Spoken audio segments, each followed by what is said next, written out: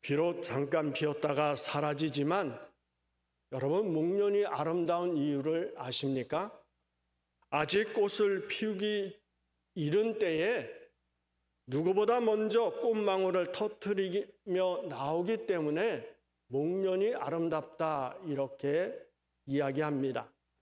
하원에 핀 꽃보다도 사막에 핀 꽃 한 송이가 더 아름다운 것도 이와 같은 원리입니다. 신앙생활도 마찬가지입니다. 모든 사람이 하나님을 섬길 때 함께 신앙생활을 한다는 것은 그렇게 어려운 일이 아닙니다. 대부분의 사람들이 하나님을 섬기지 않고 다른 길을 갈 때에 그들을 따라가지 않고 신앙을 지키는 것이 어려운 일입니다. 그래서 말라기 3장에 보면 하나님이 자신의 기념책에 기록해 두고 하나님의 특별한 소유를 삼는 사람이 있다라고 말씀을 합니다. 그들은 여호와를 경외하는 자요 그 이름을 존중히 생각하는 자다라고 말씀하고 있습니다. 그러나 그들을 이렇게 아끼는 이유는 다른 데 있습니다. 그것은 말라기 3장 16절에 보면 그때에라고 하는 말에서 찾아볼 수가 있습니다. 그때는 포로 생활을 하던 수룹바벨이 돌아와 성전을 재건한 지 약 100년쯤 지난 뒤입니다. 그때의 열정은 다 식어버렸습니다. 그래서 제사장들은 하나님의 이름을 멸시하고 또 백성들은 제물을 가져다가 제사를 드리는 것이 번거롭게 생각하고 코웃음을 치면서 훔친 물건과 또한 저는 것들, 병든 짐승들을 가져왔습니다. 그뿐이 아니라 하나님의 몫인 11조를 착복하여 하나님의 것을 도적질할 뿐만 아니라 완악한 말로 하나님을 대적하면서 언제 그랬느냐는 듯이 대들었습니다. 바로 이런 때에 하나님을 경외하는 사람들이 모여 서로 권면하며 하나님을 잘 섬기자고 이야기를 했습니다. 바로 이런 사람들을 하나님이 아끼고 특별한 사람으로 여겨주셨다라고 하는 것이 말라기의 3장에서의 내용입니다.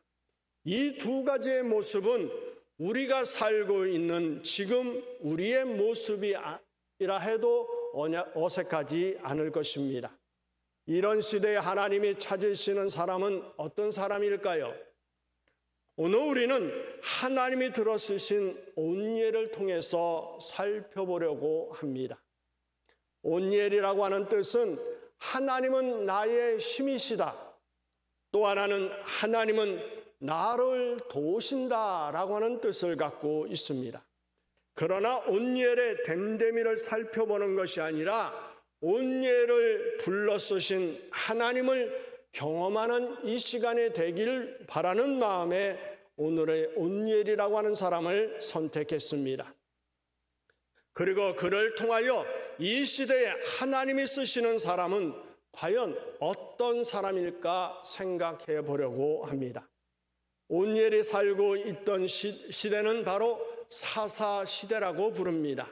이 사사시대를 대표하는 구절이 있습니다. 바로 사사기 17장 6절의 말씀입니다.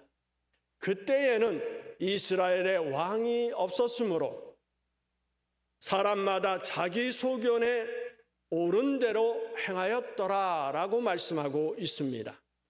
이스라엘 백성이 가나안에 정착하고 여호수아가 죽은 후에 뚜렷한 지도자가 없었습니다. 또한 하나님의 말씀을 가르치는 스승도 없었습니다. 지금은 지도자도 있고 또한 수많은 스승들이 있는데도 불구하고 난장판인 세상인 것을 볼 수 있습니다. 이렇게 볼 때 사사시대는 어땠을지 상상해 볼 수가 있습니다. 게다가 하나님에 대한 신앙도 점점 시들어가고 도처에 우상숭배가 기승을 부리던 시대였습니다. 하나님 앞에 큰 악을 행하였고 점차 하나님을 망각하는 시대가 사사시대였습니다. 오늘 본문 3장 7절은 말합니다. 이스라엘 자손이 여호와의 목전에 악을 행하여 자기들의 하나님 여호와를 잊어버리고 바알들과 아세라들을 섬긴지라 라고 말씀하고 있습니다. 그들은 하나님께서 보시기에 악을 행했다라고 하는 말씀입니다. 그렇다면 무엇이 악일까요? 이스라엘 백성이 가나안 정착을 하기 시작하기 전에 여호수아는 백성들에게 이제 인도하시고 함께하신 하나님만 섬기든지 아니면 이방 민족이 섬기는 우상을 섬기든지 선택하라고 이야기를 합니다. 이때 백성들이 대답을 합니다. 그 내용이 여호수아 24장 19절에서 21절에 말씀하고 있습니다. 여호수아가 백성에게 이르되 너희가 여호와를 능히 섬기지 못할 것은 그는 거룩하신 하나님이시요 질투하시는 하나님이시니 너희의 잘못과 죄들을 사하지 아니하실 것임이라. 만일 너희가 여호와를 버리고 이방신을 섬기면 너희에게 복을 내리신 후에라도 돌이켜 너희에게 재앙을 내리시고 너희를 멸하시리라 하니 백성이 여호수아에게 말하되 아니니이다. 우리가 여호와를 섬기겠나이다 라고 말씀하고 있습니다. 이 말을 들은 여호수아가 백성들 스스로가 증인이 되었다라고 말하면서 하나님만 잘 섬기라고 당부를 합니다. 그리고 백성들은 그렇게 하겠다라고 말을 하는 내용이 24장 22절에서 24절의 내용입니다. 여호수아가 백성에게 이르되 너희가 여호와를 택하고 그를 섬기리라고 하였으니 스스로 증인이 되었느니라 하니 그들이 이르되 우리가 증인이 되었나이다 하더라. 여호수아가 이르되 그러면 이제 너희 중에 있는 이방 신들을 치워버리고 너희의 마음을 이스라엘 하나님 여호와께로 향하라 하니 백성이 여호수아에게 말하되 우리 하나님 여호와를 우리가 섬기고 그의 목소리를 우리가 청종하리이다 라고 말씀하고 있습니다. 그런 다음에 여호수아와 백성들은 약속을 하고 또 법까지 만들었습니다. 이것으로 끝난 것이 아니라 기록물을 남기고 큰 돌로 기념비를 세워 증거가 되게 하였습니다. 바로 그 내용이 24장 25절에서 27절의 내용입니다. 그날에 여호수아가 세겜에서 백성과 더불어 언약을 맺고 이렇게 언약을 맺었습니다. 그들을 위하여 율례와 법도를 제정하였더라. 법을 만들었습니다. 그리고 여호수아가 이 모든 말씀을 하나님의 율법책에 기록까지 남겼습니다. 그리고 큰 돌을 가져다가 거기 여호와의 성소 곁에 있는 상수리 나무 아래 세우고 모든 백성에게 이르되 보라 이 돌이 우리에게 증거가 되리니 이는 여호와께서 우리에게 하신 모든 말씀을 이 돌이 들었음이니라. 그런즉 너희가 너희의 하나님을 부인하지 못하도록 이 돌이 증거가 되리라 이렇게 말하고 있습니다. 이렇게 하나님만 섬기겠다라고 스스로 증인이 되고 또 언약도 맺고 기록물도 남기고 기념비까지 세워서 증거를 남겼습니다. 그런데도 불구하고 이스라엘 백성은 이 모든 것을 이제 와서 묵살해 버렸던 것입니다. 이런 모습을 하나님은 예레미야를 통해서 말씀하십니다. 예레미야 2장 13절에 내 백성이 두 가지 악을 행하였나니 곧 그들이 생수에 근원되는 나를 버린 것과 또한 스스로 웅덩이를 판 것인데 그것은 그물을 가두지 못할 터질 웅덩이들이니라 라고 말씀하고 있습니다. 바로 그렇습니다. 생수의 근원 대신 하나님을 버린 것이 악이라고 하는 것입니다. 하나님을 떠나 살아보려고 스스로 웅덩이를 파보지만 그것은 터진 웅덩이에 불과하다라고 하는 것입니다. 이렇게 터진 웅덩이를 믿고 하나님을 떠난 것이 어리석다라고 하는 것을 말씀하고 있는 것입니다. 그래서 하나님을 잊어버린 사람들은 어떻게 했을까요? 하나님을 대신해서 바알들과 아세라 우상들을 섬기게 되었다라고 하는 것입니다. 이렇게 되고 난 후에 하나님이 그들을 보호하지 않게 됩니다. 하나님을 떠난 사람들의 극상품 포도나무를 심었지만 들포도가 맺은 것 같이 된 사람들의 결말을 이사야 5장 5절은 말씀합니다. 이제 내가 내 포도원에 어떻게 행할 것을 너에게 이루리라. 내가 그 울타리를 걷어 먹힘을 당케 하며 그 담을 헐어 짓밟히게 할 것이오 라고 말씀하고 있습니다. 오늘 본문의 우시엘을 때로 한번 우리가 다시 돌아가 볼까요? 하나님께서는 악을 행하는 이스라엘 백성들을 어떻게 하셨는지 볼까요? 그들의 적인 메소포타미아 왕 구산 리사다임이라고 하는 대단히 악명 높은 침략자의 손에 맡긴 것을 볼 수가 있습니다. 이스라엘은 이 침략자에게 무려 8년 동안 짓밟혀 노예 생활을 하였습니다. 이스라엘 백성들은 이 노예 삶을 체험하면서 그 고통 가운데서 비로소 하나님을 찾는 모습을 발견할 수가 있습니다. 하나님의 도우심을 부르짖어 구하기 시작을 합니다. 그때 이스라엘 백성을 구하기 위해 하나님이 사용하신 사람이 바로 온니엘이라고 하는 사람입니다. 이 온니엘은 사사기에 등장하는 첫 번째 사사이기도 합니다. 우리는 온니엘을 보면서 궁금한 것이 있습니다. 그것은 왜 하나님은 이 사람을 불러 쓰셨을까? 이 사람을 하나님이 쓰실 만한 사람이 될 수 있는 비밀은 무엇일까 하는 것입니다. 그렇다면 하나님이 불러 쓰신 온니엘이라고 하는 사람은 어떤 사람일까요? 온니엘이라고 하는 사람은 유다 지파의 출신으로서 갈렙의 동생의 아들이며 또한 갈렙의 사위인 것을 알 수가 있습니다.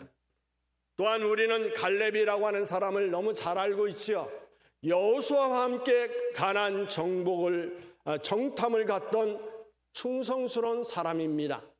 갈렙은 이스라엘의 처음으로 약속의 땅인 가나안 국경에 다다랐을 때 매우 긍정적인 보고를 했던 사람입니다. 그러나 이스라엘 백성들은 어떻게 했을까요? 가나안 땅에 살고 있는 거인 족속인 가나안 자손이 두려워서 감히 진입을 하지 못하고 광야에서 40년이나 방황을 했습니다. 그 사이에 여호수아와 갈렙을 제외한 모든 어른들, 성인들은 광야에서 죽었습니다. 이렇게 온니엘은 갈렙이 정탐대원으로 뽑혔을 때 청소년 시절을 보낸 사람입니다. 따라서 갈렙의 신앙, 갈렙의 정신을 보고 배웠을 것입니다. 사람은 누구와 함께 있느냐가 중요합니다. 누구의 영향을 받고 자라느냐, 누구의 지도를 받으며 성장하느냐가 중요합니다. 온니엘은 가나안 정복 때에 이스라엘의 중요한 인물이 되었습니다. 그는 여호수아가 죽을 당시에 힘 넘치는 중년이었습니다. 그 당시에 갈렙이라고 하는 사람은 85세였고 온니엘은 50대쯤 되었습니다. 그로부터 30년 이후에 온니엘은 하나님의 부르심을 받고 일생 최대의 사역을 하게 되었습니다. 그렇다고 한다면 하나님이 쓰실 만한 사람이 될 수 있었던 우리는 온니엘이라고 하는 사람을 살펴볼 필요가 있습니다. 이 온니엘이라고 하는 사람은 성령의 사람이었다, 이렇게 해석해 볼 수 있습니다. 오늘 본문 사사기 3장 10절에서 말씀합니다. 여호와의 신이 그에게 임하셨으므로 라고 하는 말씀이 나옵니다. 여기서 중요한 것이 바로 여호와의 신이 그에게 임했다라고 하는 사실입니다.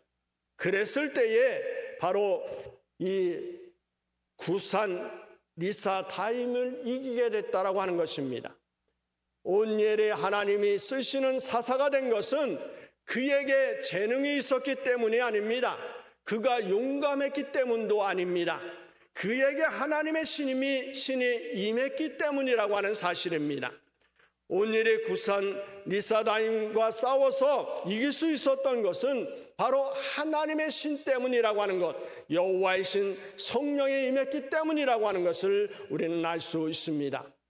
사사기에 보면 여호와의 신이 그에게 임했다라고 하는 말이 자주 나옵니다. 신기한 것은 사사들을 하나하나 살펴보면 다 부족한 사람인 것을 알 수가 있습니다. 아주 인격적이고 훌륭하고 가진 것 많고 용감한 사람들만 사사가 된 것이 아니라 부족한 사람들이었던 것을 알 수가 있는데, 에웃이라고 하는 사람은 그 당시 손대왔던 왼손잡이였습니다. 드보라라고 하는 사람들은 그 당시 여성으로서 사람의 대접을 받지 못하던 여성이었다라고 하는 것을 알 수가 있습니다. 바락이라고 하는 사람은 용기가 부족했습니다. 기드온이라고 하는 사람은 겁장이었습니다. 입다라고 하는 사람은 기생의 아들이기도 했습니다. 이렇게 사사들은 모두 완벽한 사람들이 아니었다라고 하는 것입니다. 그들은 우리들처럼 인간이 가진 약점을 한 가지씩은 가지고 있던 사람들이었습니다. 그럼에도 불구하고 하나님께서 사사들을 쓰셨던 이유는 하나님께서 그들에게 성령을 부어 주셨기 때문이라고 하는 사실입니다. 하나님께서 그들이 하나님의 일을 감당할 수 있도록 능력을 공급해 주셨다라고 하는 사실입니다. 이것은 옛날 사사시대뿐만 아니라 바로 초대교회에도 그런 역사가 나타났습니다. 사도행전 1장 4절 5절에 보면 부활하신 예수님은 승천하시면서 제자들에게 말씀하십니다. 예루살렘을 떠나지 말고 내게 들은 바 아버지의 약속한 것을 기다리라. 요한은 물로 세례를 줬지만 너희는 몇 날이 못 돼서 성령으로 세례를 받을 것이다 라고 말씀하십니다. 그러면서 1장 8절에서 이렇게 말합니다. 오직 성령이 너에게 임하시면 너희가 권능을 받고 예루살렘과 온 유대와 사마리아 땅 끝까지 이르러 내 증인이 되리라고 말씀하셨습니다. 마태복음 10장에 보면 예수님께서 제자들을 짝지어 전도하러 보내실 때도 먼저 하신 일이 있습니다. 그들에게 권능을 주셨습니다. 제자들의 전도하는 과정에서 부딪히는 온갖 역경과 난관을 극복할 수 있도록 힘과 능력을 부어 주셨습니다. 제자들에게 귀신을 쫓아내고 병자를 고치고 약한 사람들을 위로하고 세워지는 권능을 갖게 한 뒤에 파송하셨다라고 하는 것입니다. 뿐만 아니라 10장 19절 20절에 보면 이런 약속도 하셨습니다. 너희를 넘겨줄 때에 어떻게 또는 무엇을 말할까 염려하지 말라. 그때에 너희에게 할 말을 주시리니 말하는 이는 너희가 아니라 너희 속에서 말씀하시는 이 곧 너희 아버지의 성령이시다. 이렇게 말씀하셨습니다. 예수님께서는 말하는까지도 염려하지 말라라고 말씀하셨습니다. 하나님께서 책임져 주시겠다라고 하는 약속의 말씀이기도 합니다. 사람 입장에서 보면 온니엘은 굉장히 재능이 있었습니다. 그리고 무사로서도 뛰어난 사람이었습니다. 그것을 알 수 있는 것이 여호수아서를 보면 온니엘은 전쟁에서 승리한 장수라고 나옵니다. 그는 경험이 있는 무사였고 재능이 있었고 또 지혜가 있는 사람입니다. 그러나 하나님이 온니엘을 쓴 이유는 그것 때문이 아니라고 하는 사실입니다. 성경은 구산 리사다임과 겨루어 싸워서 온니엘이 승리했더라. 그는 재능이 있고 대단히 탁월했고 무사로서 전략이 뛰어나고 군대 경험이 많음으로 그가 이겼다 이렇게 말하지 않습니다. 성경은 여호와의 신이 그에게 임하셨으므로 여호와께서 그 손에 붙이심에 온니엘이 구산 리사다임을 이겼다라고 말씀하고 있습니다. 또한 이 온니엘이라고 하는 사람은 희생의 사람이라고 하는 것입니다. 여호수아가 죽었을 때 여호수아의 동력자였던 갈렙의 나이는 85세였습니다. 그리고 조카이자 사위였던 온니엘의 나이는 50세 정도였습니다. 여호수아가 죽은 뒤에 30년이 지난 온니엘이 사사로 임명받았으므로 본문에 등장하는 인물은 약 80세의 나이였다라고 하는 것입니다. 여러분에게 한번 물어보고 싶습니다. 만약 80세쯤 되었다면 여러분은 어떻게 살기를 원하십니까? 아마도 여유 있는 노년 생활을 즐기며 살지 않을까요? 대개의 경우 그동안 고생하며 살았던 인생을 보상이라도 받고 싶어서 편한 삶을 추구할 것입니다. 온니엘이라고 하는 사람은 그 가문을 생각해 보면 유대 남방 도시였던 헤브론에 정착해 살았습니다. 그곳에서 큰 농사를 지었고 목축을 하였습니다. 뿐만 아니라 유다 지파의 지도자 자격으로 대단히 안락하고 평안한 삶을 누리고 있었습니다.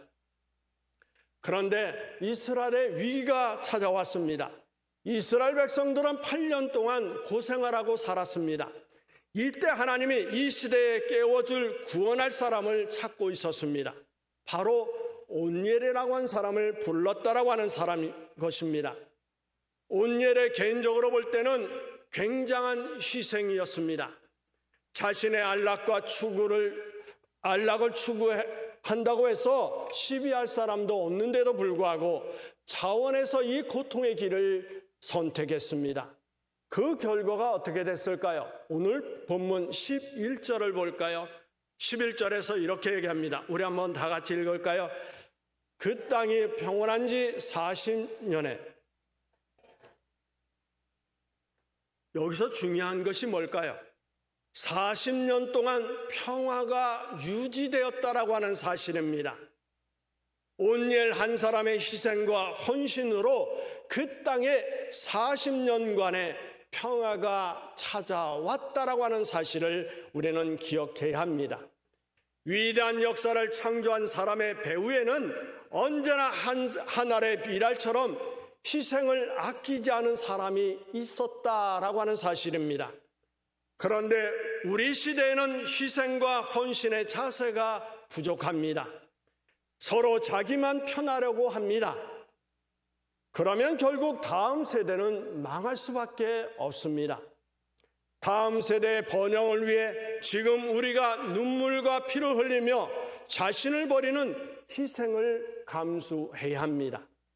교회 내에서도 다음 세대의 교회가 평안과 비전과 사명에 불타오르는 교회로 성장하도록 우리 세대가 기꺼이 주님 앞에 희생과 헌신이 있어야 합니다.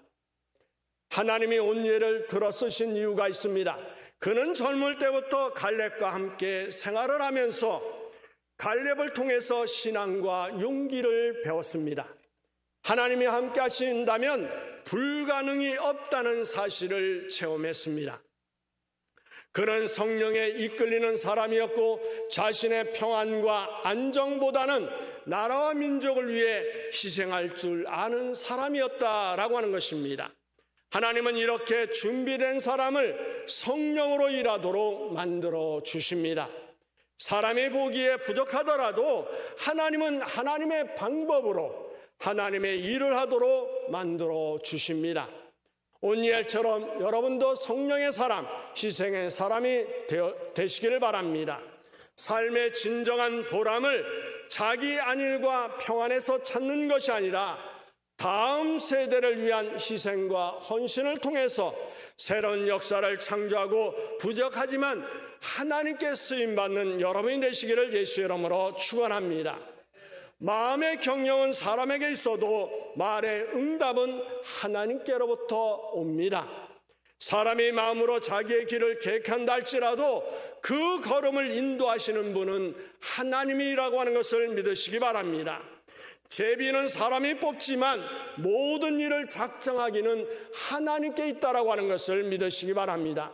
그러므로 성령 충만한 사람이 되어 성령의 인도를 받으며 하나님의 교회를 세우며 다음 세대를 세워나가는 여러분이 되시기를 예수의 이름으로 축원합니다.